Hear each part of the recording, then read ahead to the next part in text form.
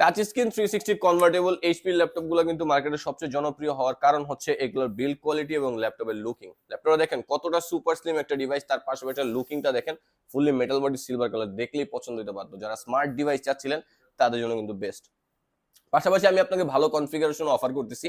Core i 5 এর 8 generation 16 GB RAM আছে। অনেকে কিন্তু 8 জিবি র্যাম দিয়ে এই প্রাইসে সেল করে, যে প্রাইসে আমরা সেল করতেছি, বাট আমাদের কাছে লট অ্যাভেলেবল আছে, একটু কমে পারচেজ করতে পারছি। একটা গ্রেট কন্ডিশনের ডিভাইস তো একটু কমে দিতে পারতেছি আলহামদুলিল্লাহ।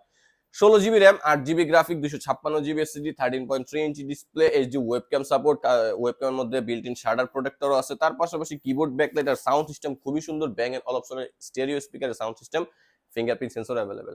প্রফেশনাল মোডে আপনি আপনার যে কোনো ধরনের কাজ করতে পারলেন, তারপরে আপনি 2 in 1 মোড মানে ল্যাপটপ মোডে সুইচ করেও কিন্তু আপনি অটোমেটিক আপনার যে কোনো ধরনের কাজ সুন্দরভাবে করতে পারতেছেন, জাস্ট একটু স্টাইলিশ ফিচার।